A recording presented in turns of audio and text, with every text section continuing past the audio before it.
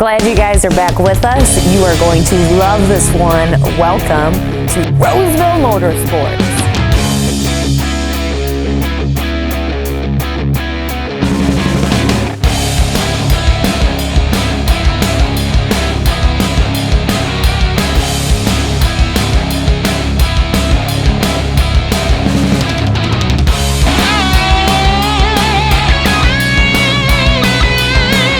Hey guys, Kira D here, and I want to just say thank you guys for joining me out here today. The power sports industry is near and dear to my heart. I love motorcycles. I love being out in the dirt, on the water, on the street, doesn't matter, right? And as you can see, being a multi-line dealership like they are, they carry Kawasaki, Polaris, Yamaha, Suzuki, Euro of all things, right? So when you have a dealership that has that many different manufacturers and product lines, you're working on all different types of stuff, you know, side-by-sides and ATVs and dirt bikes and street bikes and personal watercraft. So you really need to have good technicians that are very well-rounded.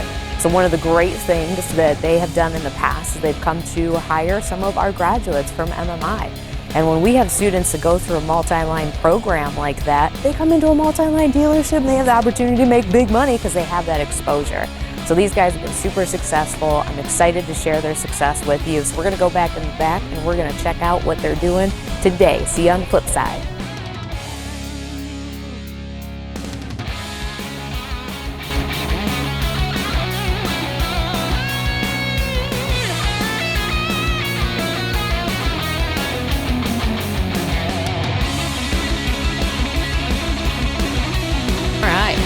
As promised, we are back in the shop here to talk to Jeremy, and Jeremy is actually a graduate of our Universal Technical Institute program. So, big surprise, kind of a curveball, but that's all good. That's for sure. So tell us a little bit about how that happened, you know, your story, what you were originally thinking, how you got involved in motorcycles. Okay, so originally going through high school, I was taking auto programs, and I had done a Top Tech challenge at the UTI in Sacramento, and that's kind of what got me wanting to go into the car program. And then shortly before I actually started, That's okay. shortly before I actually started, I got a job at a motorcycle shop, and that's when I kind of knew I wanted to start working on motorcycles. But I stayed in the program just because the knowledge for the auto industry and the motorcycle industry, it kind of all, you know, it kind of comes together. So, you know, it's like a good base knowledge to have. So, Well, internal combustion engines is internal combustion engine, right? Exactly. Electrical is electrical, Just yeah. a little smaller on a motorcycle. Yeah, so yeah, makes sense. It all works. So that's kind of where I started. I went through the whole program, pretty much worked through the whole thing as well at the shop I stayed at. And then after, I was just pretty much decided to stay with motorcycles and then use the UTI certificate kind of as a backup plan in case I didn't work out with motorcycles. I could still go into the automotive industry. So that's kind of how that plan worked out. Okay. Now, I mean, over the years, you know, you've gone to different dealerships, right? So I've done some specialist training with Yamaha, Kawasaki, and Suzuki,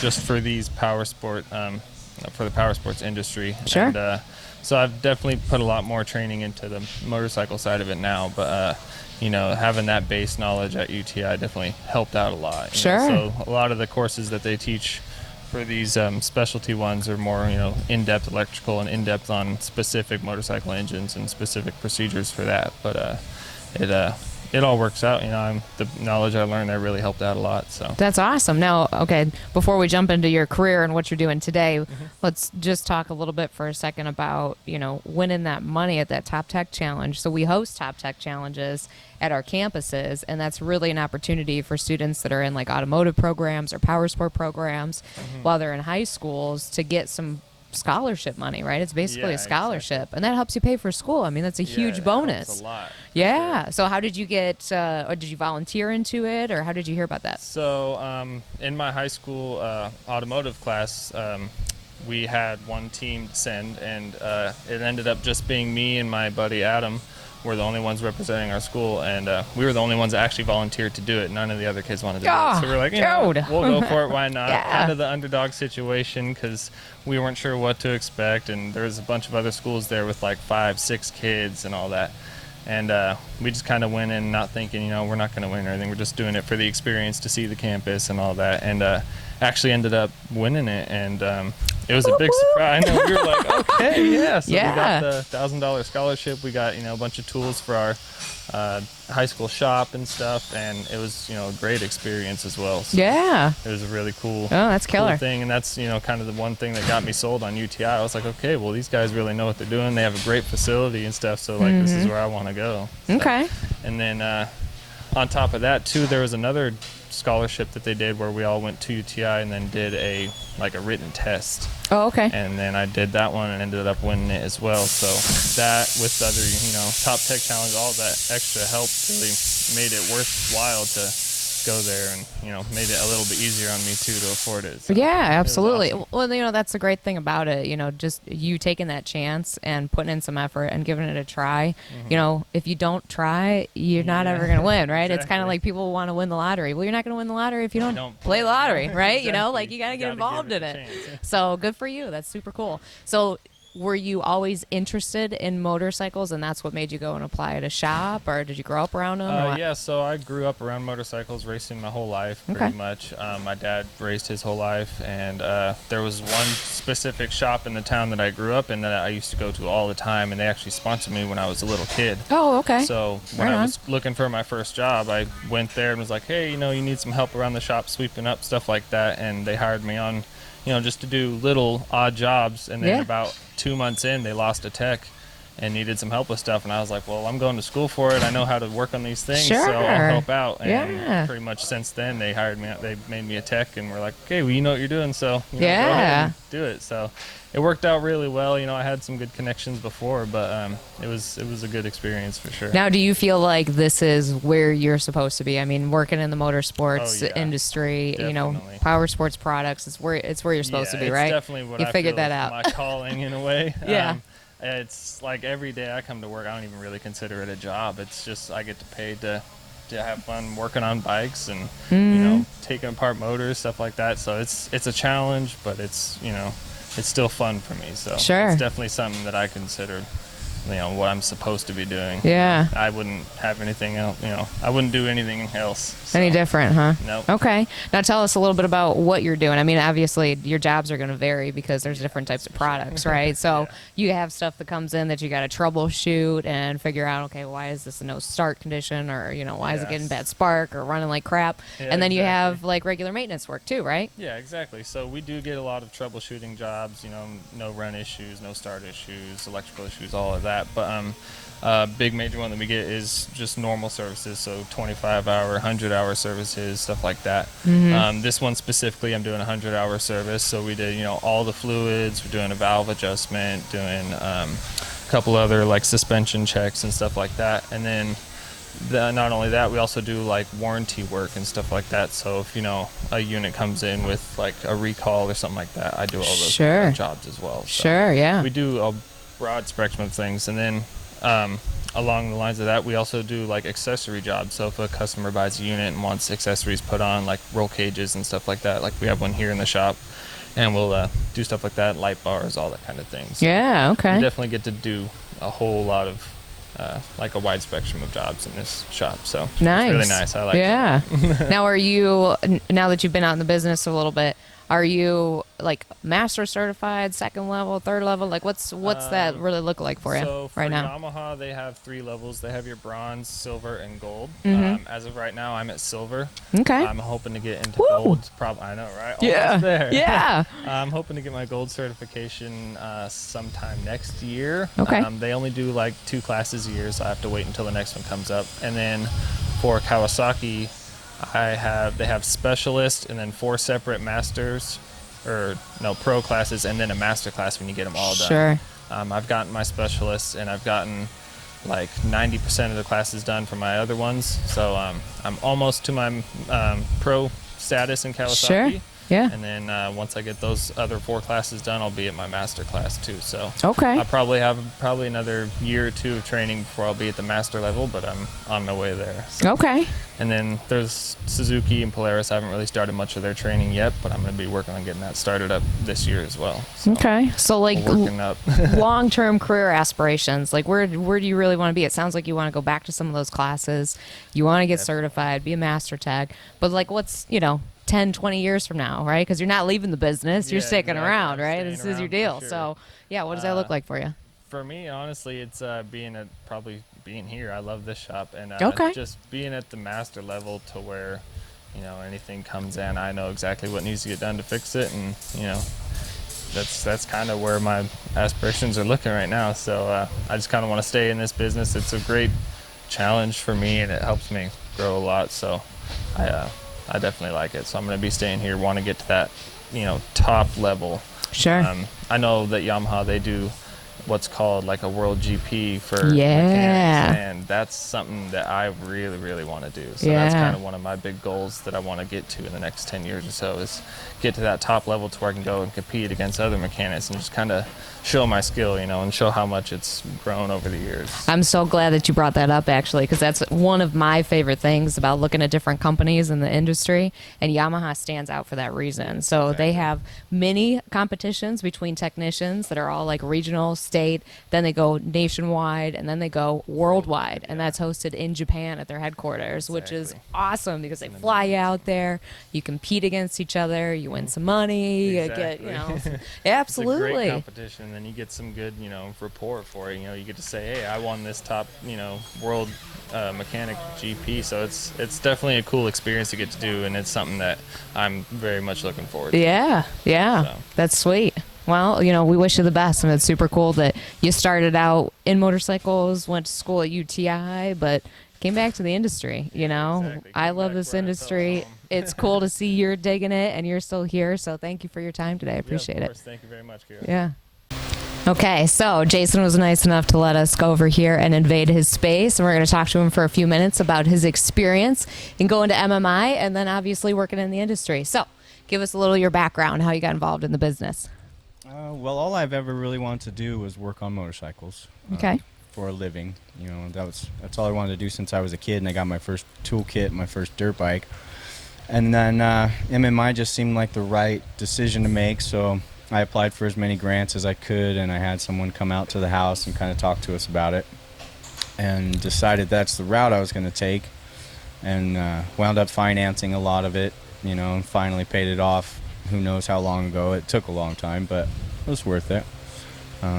So yeah, that's how I got my first job in a dealership, was with MMI on my resume, and started out as a lot tech. Okay. Worked my way up from there. Now, when did you graduate? 2001. 2001. Okay, so you've been in the business for a little while.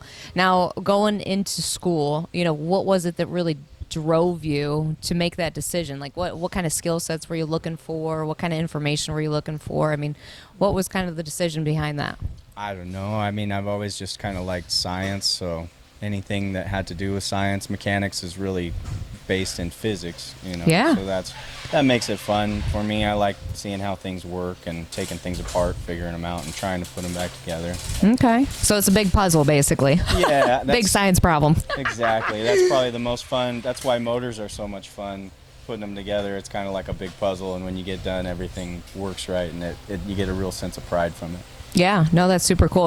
I go into high schools generally and do STEM demonstrations. So we're actually talking about science and technology and engineering and math, In today's business, I mean, these products are becoming really technically advanced. Right. So give us a little bit of a scoop on what you're doing with this ride right here and some of the challenges you run into. Well, these are all the rage right now. Everybody wants to have a razor. Oh, yeah. It's a hot commodity. Yeah. So they I don't know how they afford them, but everybody gets one somehow. Uh-huh. And, they all start adding on all the accessories that they want. It's like a giant wish list. And we get an RO, and all of a sudden a pile of boxes that's, 10, 15 boxes of stuff. Mm-hmm. And we wire up all the electrical and put all the accessories on, and everybody loves lights and music and all that kind of technology. So that's a lot of fun. And the Bluetooth, that you can even tie the lights to your Bluetooth device and have it play lights to the music on your phone. Wow. When you're out at the dunes, there's nothing cooler than that. Yeah, yeah. We have a lot of fun doing them.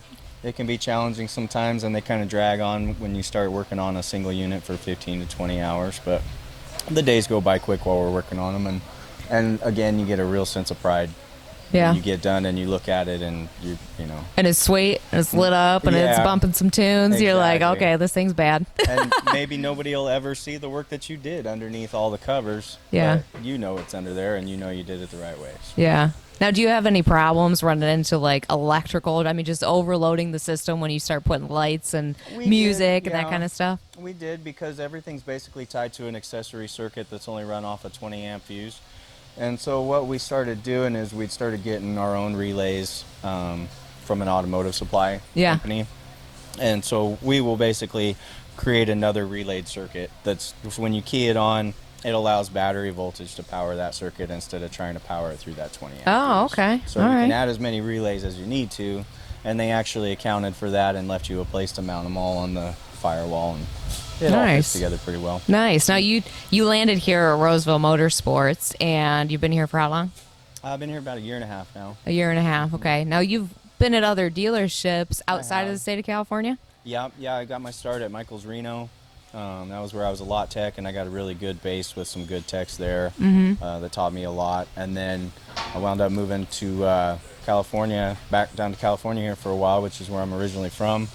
And the dealership I was working for there got bought out, moved a couple times, went bankrupt, moved to another state, and took that experience that I had to get a job somewhere else I might like to live. Right. You know, and Right. having MMI on my resume was, that makes you really hireable. So I took the chance on that. Spent 10 years out there, worked with a dealer that moved again, got bought out again. So that's kind of like going to work for another dealership, because all of a sudden it's a new set of people. It might be new brands that you're taking on, but just really good experience. And then wound up back here, and Roseville Motorsports is kind of like the place I've been looking to be, where we service a lot of different brands. There's a lot of variety, top-notch shop, and Yeah. top-notch technicians. So, Yeah. Yeah. You guys got a great reputation in the Yeah, community. So, you it's know. a good place for a tech like me to be. Yeah. So, I mean, obviously, it sounds like you're looking to be in a position where you're exposed to a lot of different types of products, a lot of different manufacturers, Yeah, right? Just always learning. Yeah. You know, it's always about learning more. There's always new stuff to learn. So, what kind of aspirations do you have for the business? I mean, where do you want to be in like 10 years? For myself, I don't know if I'd like to be in business for myself or in management, or I'm still working here. I don't know. All I've ever really wanted to do is work on stuff, because, you know, I just get to be in my own world all the time. And that's been fun for a long time, but, you know, eventually you're going to have to figure something out. But as far as goals, you know, I've basically reached the top of the training that I can get for manufacturer training. So now I'd like to go to Yamaha's Grand Prix competition and compete. Yeah. And see if I can take it to the country or world level. Yeah. And just see where I stand. And then, you know, once that's on my resume, maybe that'll open up some new doors that I never expected to open. Okay. Okay. Well, that's awesome. So, what kind of? I mean, since you've worked at different dealerships, you've traveled around the country working at different dealerships, right? You lived in different states and stuff. What kind of stuff would you tell anybody who's a new, fresh tech coming into the business to look for when they're going out and they're working at a company? You know, what are some of those prime things that hey, man, I'm going to make some money here, or it's a good environment for me? Like, what kind of stuff do you suggest? Look for some kind of incentive, you know, because a lot of dealerships are just going to pay you an hourly rate. Sure. Okay. You're going to get paid the same amount no matter how well you do or poor you do. Yeah. You know, but having an incentive is going to drive you to do more and to try to be faster and to try to knock a couple minutes off of this recall every time. And then there's more money in that. You know, you want a place where harder work is going to pay off more. Okay. 'Cause you're going to need a little bit of extra money to pay for the tools that you need. 'Cause Sure. that's another thing I think I would tell these young techs is invest in yourself. Yeah. You know, spend Yeah. the money. Start out small with the tool guy when he comes around and just get the basic things you need, but keep it. I mean, and for the last 17 years, I've had a $40 a week tool payment, Yeah. and now I've got $75,000 worth of tools. Holy smokes. Yeah. And All right. but there's nothing I can't do with my tools. So, and that's another thing that is on your resume that's going to make you super hireable. So when you do finally figure out where you want to be, how much you think you should make, you can be like, I have this much experience, I have all the proper tools, I know how to use them all. It's just more things to add to it, and do all the training that's provided to you. Yeah. You know, I know Yeah. at MMI, the guys get to do, or we used to get to do, like the mechanic to mechanic videos for Suzuki and Oh, yeah. things Absolutely. like that. And then yeah. once you get into a dealer, there's going to be online training for you that a lot of guys don't do, because the dealer doesn't want to sit there and pay you to sit down and watch the trainings, but guys don't want to do it at home, just do it, you know, and just take the time at home and get it done, and you get to take that with you, and it's on your resume, and you learn from it, and it's never a bad thing. Yeah, absolutely. Invest in yourself and own it, right? Mm-hmm. Yeah. No, I like that. That's good. That's a great suggestion. So, you know, I appreciate that you gave us some time to look at some cool products that you got in your space. You let us come in and invade your space for a What film. space I have right now. Right. You know, it sounds like you got a lot going on and you're pretty busy around here, so we won't keep you, but we appreciate you. So thank you for giving us some time today. Cool. All right. Thanks, guys.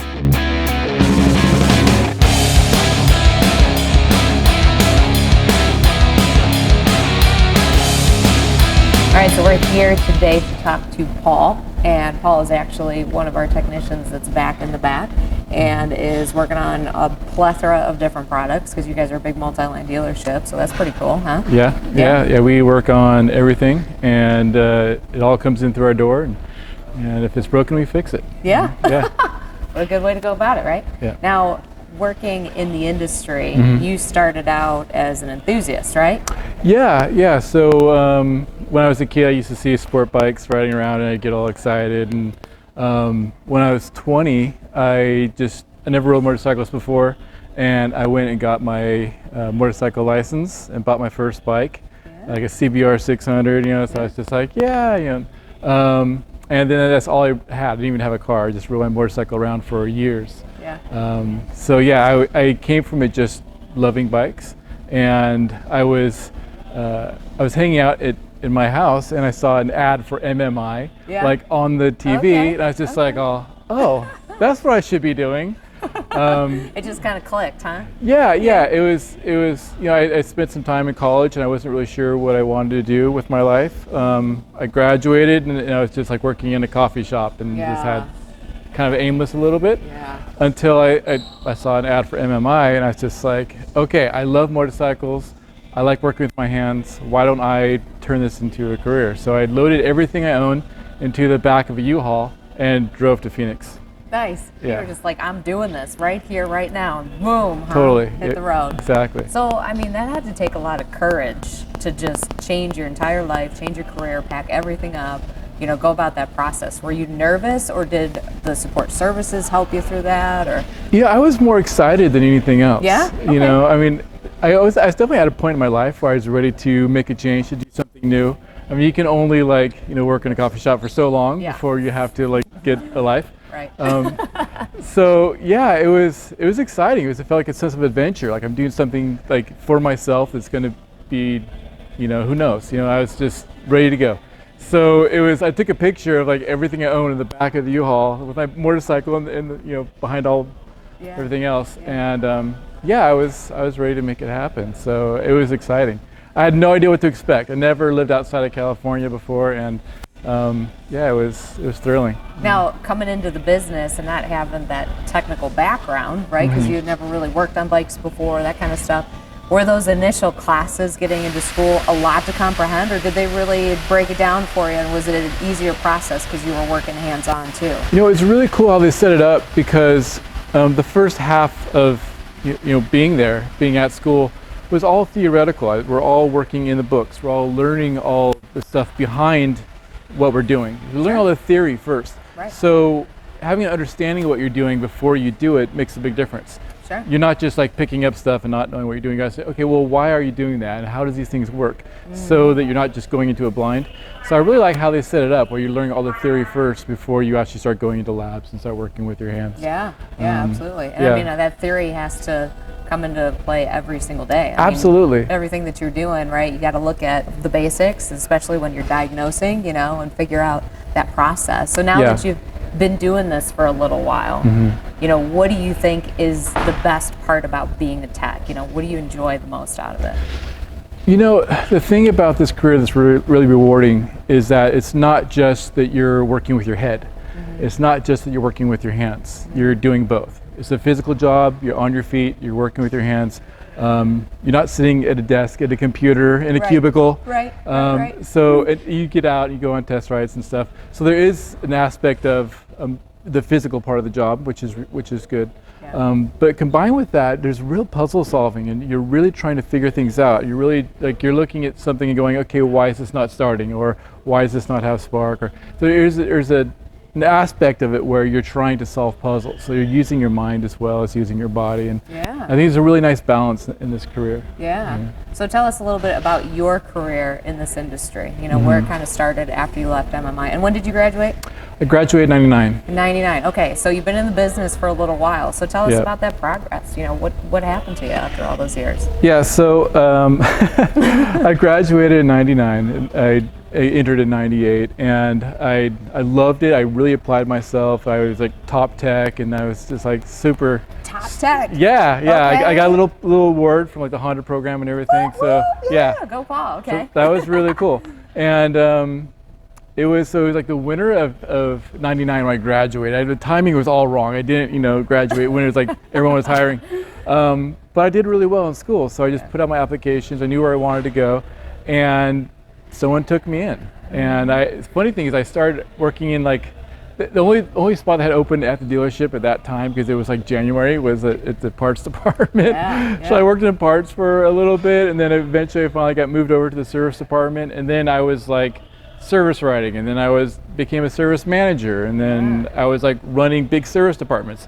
So it's crazy how if you just apply yourself, things will kind of evolve into whatever they become. Sure. After many years of managing, I was like, you know what, I didn't go into this to be a manager. I want to be a mechanic. Right. So I made this transition where I was, okay, I'm tired of running departments. I just want to work on bikes. Yeah. And that was like the best thing ever. Yeah. And so I was like, okay, now all I have to worry about is the bike in front of me, and I don't have to deal with managing people. Right. And it was great. And so I made that transition probably about, I don't know, 15 years ago, and I've been doing that ever since. And the rest is history, and here you Yeah, are. You know, yeah. and you're still loving it. Yeah. You know, the cool part about this business is not only the variety, and like you said, it's the challenge and the Right. puzzle and that kind of stuff, but when you get into this business, it's a family. Yeah. You know, Yeah. and everybody's products, everybody's bikes, ATV side-by-sides, they're all something that they do to enjoy life, Right. that they use to be able to create happiness. And I think contributing to that is huge, and that really is what brings us all together and makes that family. You definitely build relationships with your customers, with your coworkers, with the dealership. Most dealerships are, maybe anywhere from 10 to 30 people. So it's not like, you're in some giant corporation where you get lost and you're just a number. You are part of the family, when you're working for a dealership. Right. And you build relationships with the people that you're working with. And that's a big part of the enjoyment of it, for sure. Yeah. Well, it's so cool to meet you, and I appreciate you giving us some time today and sharing your story, because you are part of that family, and it's so great to just make that connection. And now we know each other, and we might ride, and we might do some things together. Totally. So that's kind of cool, My first job, I used to actually organize street rides. Like I would get my customers together, and Sunday morning we'd all meet at the shop at 7 o'clock in the morning, and we all go riding through the canyons, and it was just a blast, So you develop relationships with your customers and with the people you work with, and develop those friendships, and it's great. I mean, some of my best friends to this day, like the two guys that were my best men at my wedding, were guys I met racing motorcycles. Yeah. So you develop lifelong friendships through this stuff. So you were a racer too. I was a racer, yes. Woo! Go Paul! All right. And what do you ride today?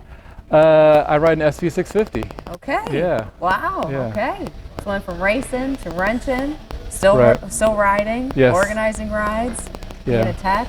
So you're kind of all over it. You're enjoying the business from every aspect. That's so cool. It's a great way to spend your life. I mean, I've been doing this now for 21 years. I've been in the industry, and still riding motorcycles, still having a great time. And I'm always amazed at the technology and how everything is constantly advancing. Yeah. It's a big reason why this job never gets boring, is because it's not stagnant. Everything is constantly changing, constantly evolving, and you're constantly learning on the job. You're constantly getting new information, like, oh wow, what's this new thing? Oh, this does this now. Oh, this is so cool.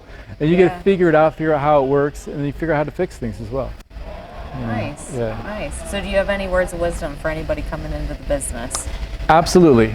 For you guys. For you guys out there, you get out of it what you put into it. Okay. So If you go to school and you're just like, okay, well, I'm just killing time and, eventually I'll graduate if everything goes well. That's not the attitude you want. You want to go in there saying, I want to learn as much as possible. I want to apply myself as much as possible. And the more you put into it, the more you're going to get out of it. It's just that way with almost anything in life, but especially when you're at school. Yeah. No, that's great. Yeah, I agree. Absolutely, 100%. So I'm glad that you made that choice and Yeah, me too. the industry, and so it's really cool.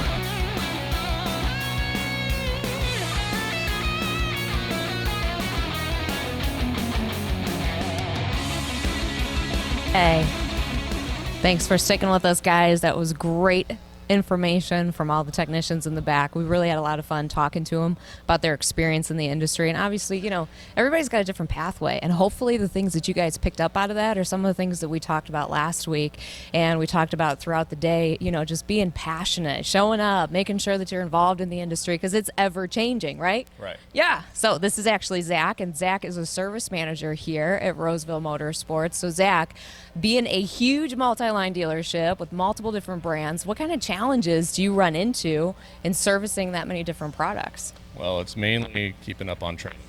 Okay. Things are changing constantly.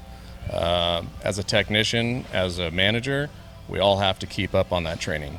Every 6 months, it seems that electrical systems, diagnostic systems, processes all change. So the manufacturers, we carry 4 lines. Every single manufacturer is constantly giving you new updates on diagnostic systems and so forth. So once you think you know it all, the next time you turn around, you don't, and it changes. Okay. That's one of the biggest hurdles. Yeah. From a dealership standpoint, it's trying to find good technicians and keeping those technicians. Yes. And I think we found a good way to do that. Okay. Tell us a little bit about that. I mean, you guys have some pretty experienced techs in the back. I mean, look at Paul. Oh my gosh, Right. Paul's been here for how many years? Yeah, he's been here for about 2 years. 2 years, and he had multiple years in the business before that. Right. As a service manager. I Right. mean, that's incredible to find somebody like that. That's a gold star. Right. So tell us a little bit about how you retain those types of techs. So it's creating a work environment, not only in where you work and the tools you have and your workspace, but it's also the administrative support, meaning service writers, parts department, all the way to what we pay our technicians and the benefits we provide. It really just creates a good work environment that they don't want to leave. From myself to my service writers, we have our technicians' backs. We also have our customers' backs. Sure. And I think the customers see that, and it creates an environment that customers want to show up to drop their bikes off with, but it also creates an environment where your technicians are happy, they're making a living, and they know that they're taken care of. They don't have to worry about doing the service writing. They don't have to worry about pulling their parts. It's pretty much done for them and makes it a nice place to work. I mean, how efficient does that make that to have a technician pull a vehicle up on their lift and they already have their parts ready, they already have everything they need to be able to do that work right there. I mean, that's incredible. And nobody's perfect, and it works pretty good. Yeah. And parts are staged in a box. They go grab the box. They start working on the vehicle, and it allows them to produce more during the day. Mm-hmm. So. Okay, so tell me a little bit about, obviously there's new vehicles being released on a regular basis, right? Every year or even mid-year, it sounds like, right? So having those different types of products coming out, if your techs haven't been to training yet, how do you really structure that? Are you working on stuff and then they're going to training, or is it just So it's kind of my job to know when a new bike comes out. We look at what parts we might need in order to support the technicians working on the bikes, what's going to be commonly used, if there's anything new that we need to order. And then on my end, I tee up these mechanics from time to time to go online to the manufacturer's website. There's always going to be an update class. So it's a new product release video. And a lot of times there's a test that goes along with that.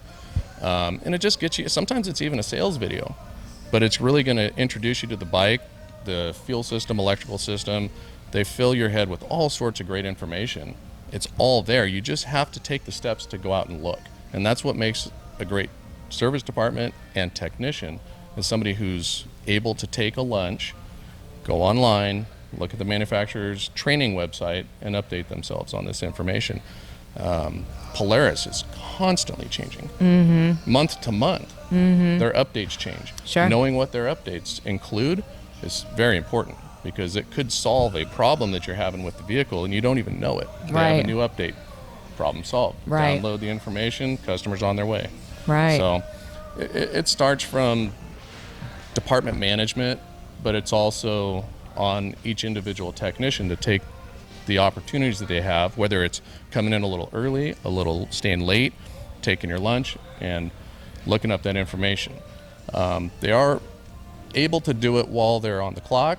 I don't oppose to that, but most of these guys are so driven that they don't want to take the time away from working and making a living to do that. So they kind of take a half hour or an hour on their own time and do it. Well, I got to tell you, after talking to the guys in the back, I mean, obviously you weren't with us when we were having those conversations, but all of them sounded like they did it on their own time, and they took accountability. You know, they took ownership. This is my job. I'm going to get that information. I'm going to stay up to date with it, and I'm going to do it for me, for my personal gain, because I know it's going to make me more efficient on the job. So they're doing that. They're all, you should be proud of them. Most of these guys have raced before. They're all competitive. Right. And that competitive nature comes out, and there's no animosity. We don't try to beat the other guy, but everybody wants to produce numbers, and they all want to be productive. Sure. Because of that tendency to be competitive. Yeah. So. No, that's super cool. So if you wouldn't mind, we'd want to see some of the new products. I mean, obviously you got some Polarises in here, you got some Kawasaki's in here. So let's talk a little bit about this bad boy. Give us the scope here. So KRX 1000, this is Kawasaki's newest, most innovative side-by-side. Yeah. Really, they're chasing after, that Polaris Can-Am market. It's really kind of oriented towards more dirt than sand, which is kind of cool. Okay. Why do you say that? I mean, explain that. Well, I think Polaris, a lot of the times Can-Am, they're really focused heavily on sand. This is an all-terrain. It'll do sand, it'll do rocks. It's really good, say on the Rubicon or in Moab. They've really tailored it to be an all-terrain sport UTV. Now, is that from like the suspension, the tires, I mean, the chassis? It's how beefy the suspension is. Okay. The clutch system. Oh, okay. Gear ratios. Sure. Suspension tuning. Yeah.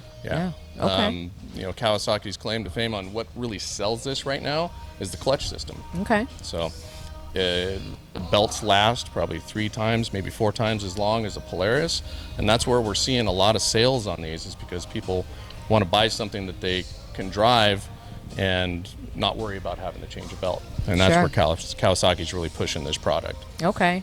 So they want fashion. It's reliability. Right. So right. it's a slightly lower cost, highly reliable side-by-side. Okay. And it really does perform well. I mean, and it looks sweet too. I mean, is awesome. You get in that bad boy and you're like, fucking seats, you're ready to rock and roll. You want the most horsepower? Yeah. We've got that over here. Yeah. But this is excellent. What kind of numbers are you running on something like this? Off the top of your head, or horsepower? I don't remember the horsepower ratings on this one. No I know worries. the Pro XP is 181. They're probably coming in around I'm guessing around 130 to 140 on this. Yeah. Which is plenty for the dirt. This thing flies. Yeah. Yeah. Plenty. Yeah. Now, what kind of price tag does this have on it? They're coming in around 24. 24. Okay. Yeah. Now, on average, do people put aftermarket accessories on something like this? Yeah. So on most side-by-sides, they say on average, a customer is going to purchase the vehicle, and I'd say roughly, $3,000 to $5,000 in accessories at the time of purchase. Holy smokes! It's very common. Sometimes we've done builds that rolled out of here at $65,000, $70,000. Woo! Yeah. We just did a Ranger the other day for a customer. Some money. And I think the total ticket price on that was about $55,000, and it was about 25 hours in labor to do the build. Wow. Yeah. Yeah. Now, see, for all of you guys that are wondering, does power sports make money? That right there gives you some feedback that it is money, right? Yeah. On the spot. Yep. And it's on the spot. Yeah. They just That's roll sweet. it into the financing. So, Yeah, that's sweet. So tell us a little bit about, as far as, your need for technicians. Is there ever just a stop where you don't need any more? Or are you always on the lookout for good Always techs? on the lookout. Yeah.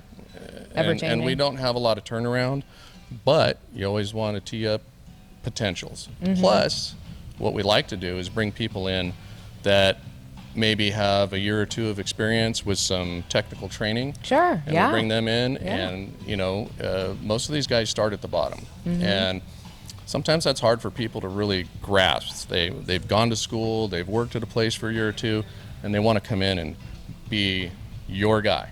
Right. And we want them to be our guy, but there's years Other of, guys back there. there's already guys back there, but there's also Right. a product knowledge time frame that you have to work through. Sure. And that's learning how different dealerships work.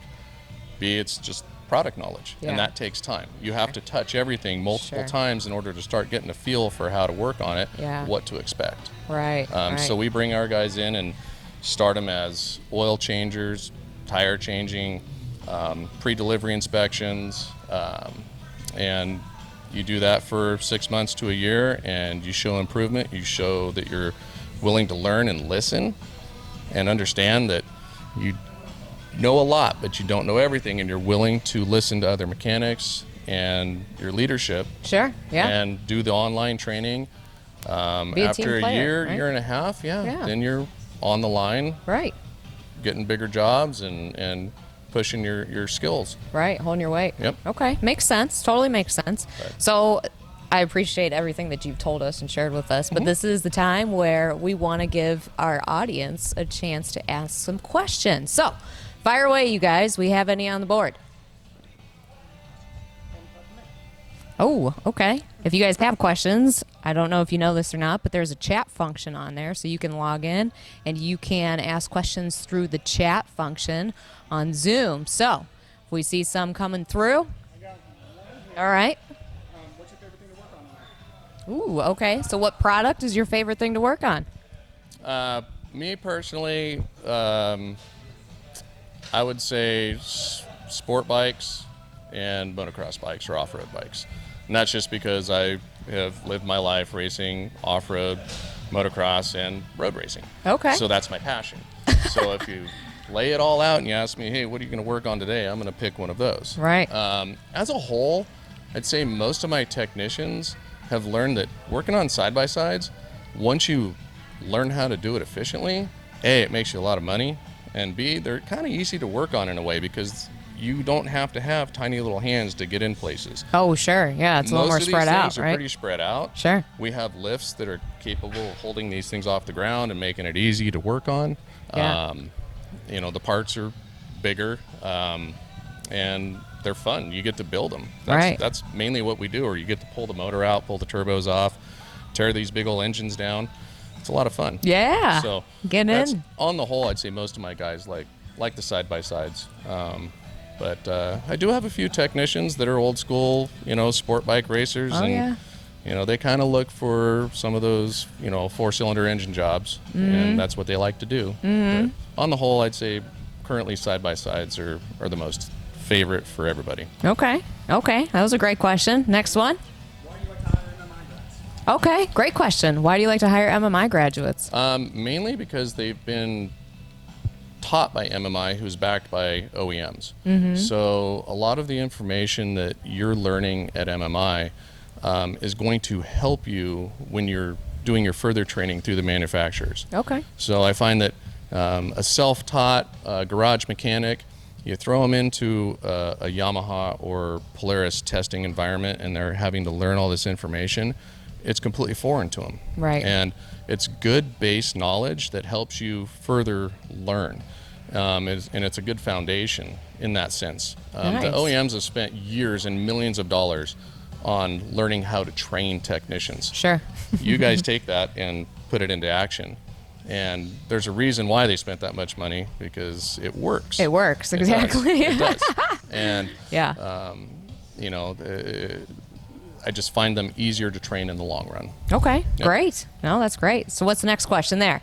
And no surprise question, what kind of a salary range could somebody working on this kind of stuff expect to get? From bottom all the way to the top? Okay. So it varies by region, and there's a lot of variables there. But say in this area in Northern California, an A-level technician at a high-volume dealership can make anywhere from, I'm gonna range it pretty wide because the pay scales vary from dealer to dealer, but I'd say $60,000 to $80,000 a year is a good average. Plus benefits, and in this dealership we offer retirement and Retirement, nice. Okay. Yep. So we offer time off, paid time off. So there's a lot of benefits if you get in with a good, good dealership. Yeah, So. absolutely. That's cool. Yeah, it's good money. What's your best-selling line? You sell mostly dirt bikes, street bikes, side by side. Seasonal. Hold on. It's seasonal, but I'd say probably side-by-sides and off-road vehicles. Yeah, dirt bikes. Are your most sold lines? Yeah. Yeah. Yeah. Okay. But again, it's seasonal and it changes year to year. It depends on what the market's doing. But right now, side-by-sides, ATVs, UTVs, and dirt bikes are huge. Yeah. Yeah. Did you guys get in some more kids' dirt bikes recently? Not until fall. Okay. We get a few trickling in, but Yeah. they were sold out by about late May. Wow. Yeah. Wow. Yeah, flying off the shelves. That's sweet. Yeah, overall the percentage of sales is up anywhere from 75 to 200% over last year. Okay, so let's talk about that for a quick second. So COVID hit, a whole bunch of businesses shut down, but the power sports industry just kind of went nuts. boom, right? Went Absolutely nuts. So you're up can't how go to much the in sales? 100 to 200%? Depends on our manufacturer, Okay. but 200%. I think we're 150% up over last year. I think Polaris was up. I don't know that number, but anywhere from 75 to 200% increase in sales. That's incredible. Yeah. That's And cool. You can't go to the movies, you can't go to Disneyland, so let's go ride our dirt You're going to bikes, hit right? the dirt. Absolutely. Yeah, or the Right. water, the street. Yeah. That's super cool. So we got any other questions from the audience? That was actually a question that somebody asked was about COVID-19 and how that's Right. affected your business. Sweet. Okay. Glad we asked that. When it comes to manufacturer training, what can an entry-level tech do to kind of stand out and make you want to help them get that training? So when it comes to OEM training, what can they do to make them stand out basically when they're coming in, right? So if they go through like MMI, what can help them stand out to get hired? Not just hired, but to get promoted. Oh, and get promoted. And get that more OEM training. Okay, and get more OEM training. Great question. So in our deal, and I hope I answer this question right. So when we hire somebody, we are looking to further their training. The online training is available anytime. So once you're at our dealership and you're an employee, you get the login and you can go online to any of our OEMs. Let's pick Yamaha.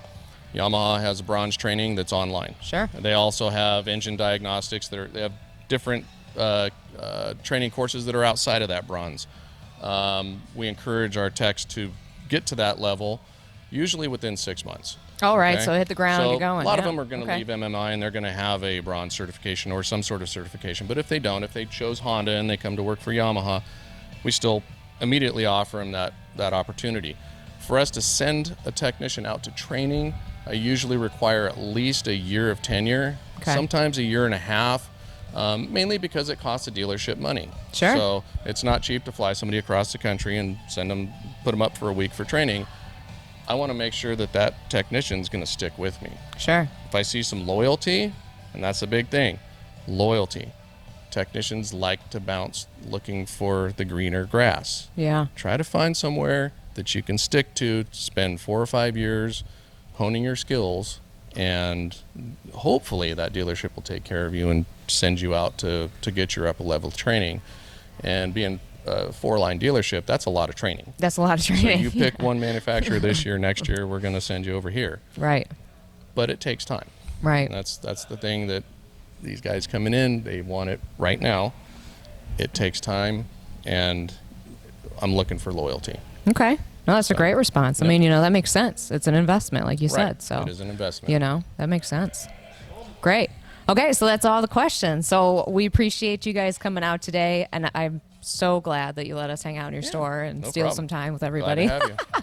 And so if you guys are looking for more information on MMI and you're interested in talking to an admissions representative, then go online, get on our website, request some info, and get in touch with that admissions representative so they can help you build a plan to entering the industry and being successful. And then come talk to Zach once you Yeah, graduate, because he's looking for absolutely. people, right?